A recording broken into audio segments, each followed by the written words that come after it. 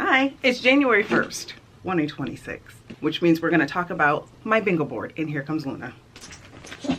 I filmed a previous video to this where I was taking down the tree and cleaning my house for the new year and talking about my goals and how I was planning to reach those goals.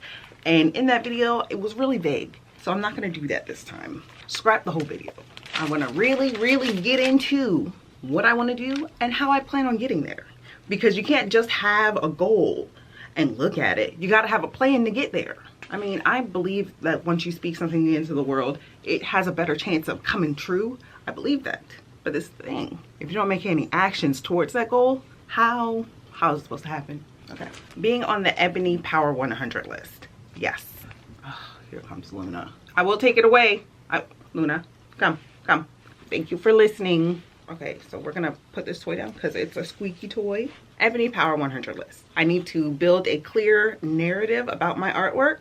And so Black life, community, culture, preservation, it needs to be clear and precise when I make this body of work. I need to maintain constant press trails, do podcasts, interviews, and like news features. I need to really be in the public eye for the Ebony Power 100 list to pay any attention to me.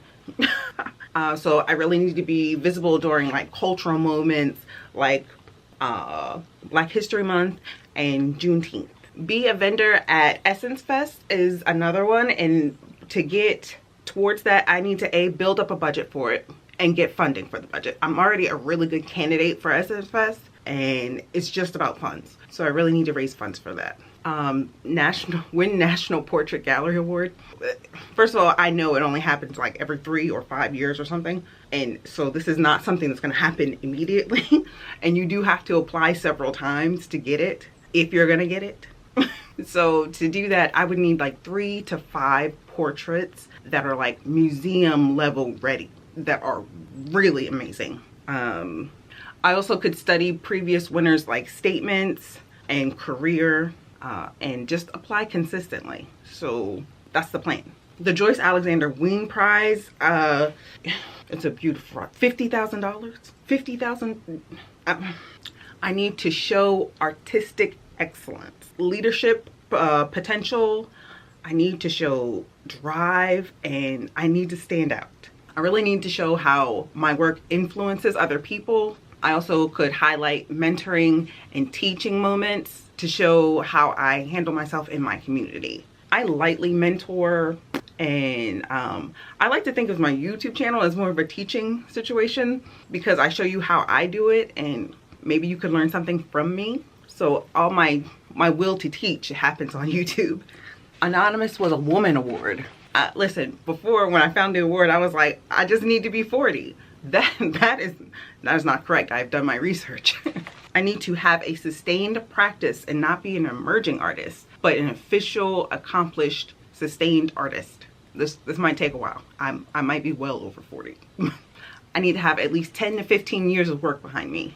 I think my CV goes back 5. So I really need to keep my art CV updated and busy. Updated and busy. Booked and busy. That's what I need to be for that award. Okay, so a celebrity buys my work. I need to have a good social media presence. I need to put my work in front of like those who celebrities deal with, like stylists and set designers. Where the celebrities go, I should go. I say that like it's easy, but you know what? I'll find a way. And I can tag them online.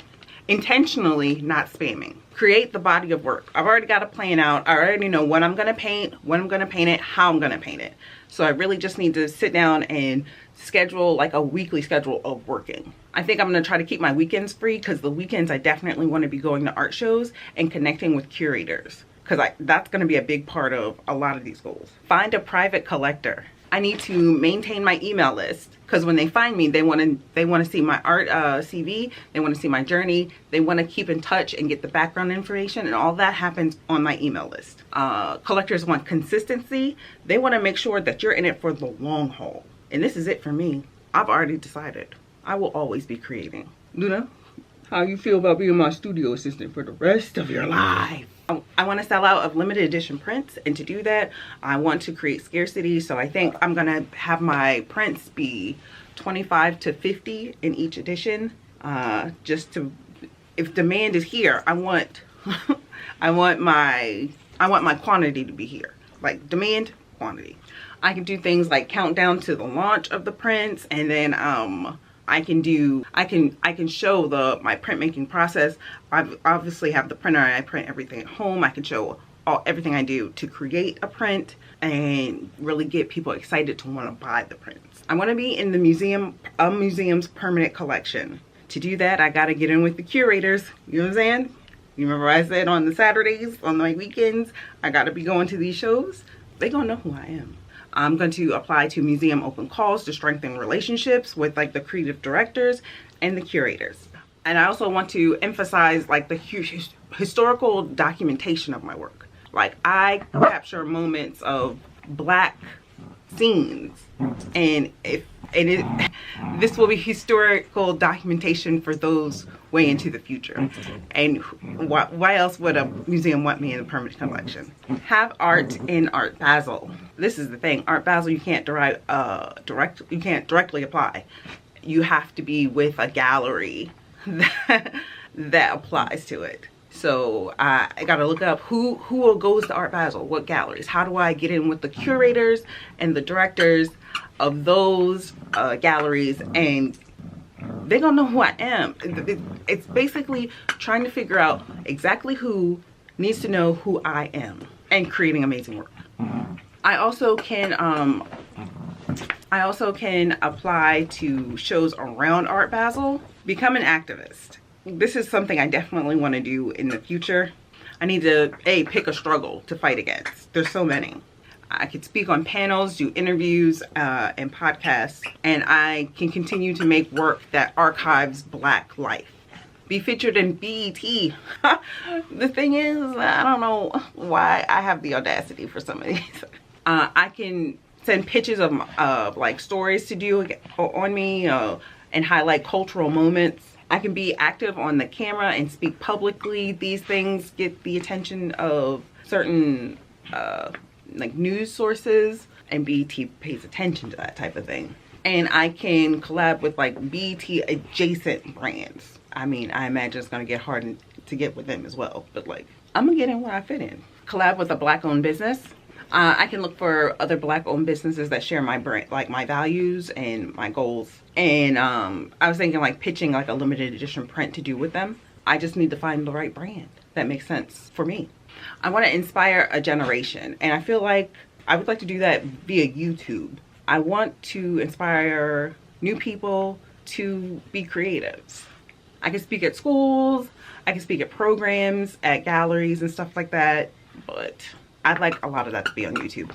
I can constantly show my successes and struggles with being an artist. I just want to inspire. Have social impact. Continue to tie my art with education and the struggles of Black life. Preservation and access to art. Show at community exhibits, which I already do. Maybe do some partnerships with some nonprofits. Make 6 figures. I need to stop underpricing my art. Have multiple streams of income. So let's talk about selling originals in galleries, showing selling prints and originals on my website, selling prints at festivals and fairs, licensing experiences, how about brand deals, speaking opportunities, and being a vendor. So let's pop off 6 figures. I'm tired of being poor. Like I've done the poor life and I'm over it. Have my art in film. Look at this toy. Look at this giant toy she dragged over here. Look how big, it's bigger than her. If you're not helping, you're not helping. Have my art in film, right, Luna? There are agencies out there that have art placement programs. I just need to get my work through there. That's one way. I can reach out personally to like Black production studios. I know Jamie Foxx just opened his own production studio, and if he would like to place some original Art by April art into his productions, I would love that. I have an online portfolio, and hopefully that's like a digital catalog for like licensing, and I can just send them a link to that website, artbyaprilcooper.com. I want to do a solo exhibition. when I create the body of work, obviously I have to create the body of work to do that. And I need to pitch and apply to galleries and museums and other things. I could do something else with that. Like, you know, you can throw your own, you can throw your own solo exhibition without a gallery, but that's not what I want to do. I want to do through a gallery. And so when the opportunity arises, I have to pitch. I have to apply for it. International shows, I did an international show last year, and I would like to do another one.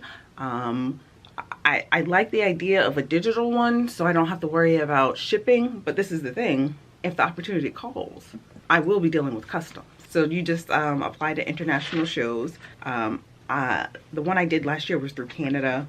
That wasn't too bad. That wasn't too far, and it brought a lot of views to my website. And I was thinking, my website doesn't do international shipping, so what am I really doing? I want to build my own dream studio. So this is far in the future, but to come up with that, you kind of have to like make money.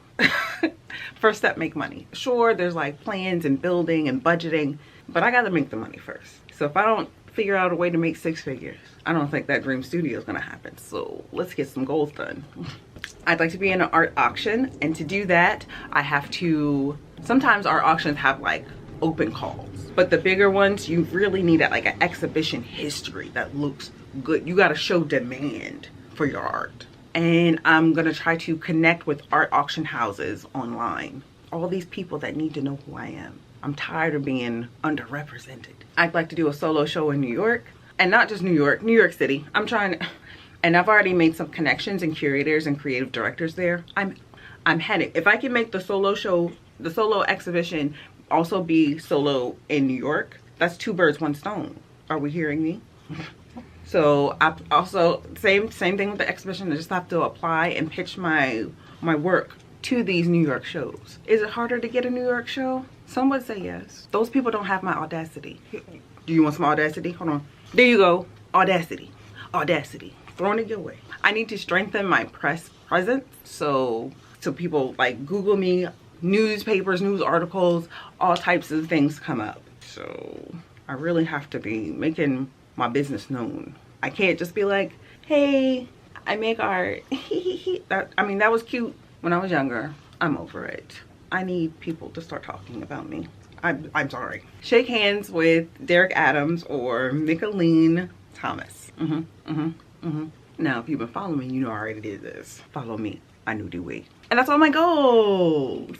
Seems so much better than the video I did previously. I at least said what I was gonna do very clearly. Luna, I can hear you licking your crotch. Can you please pause? Oh, and my battery's flashing. But it's January 1st. I hope you have an amazing year, no matter what you do.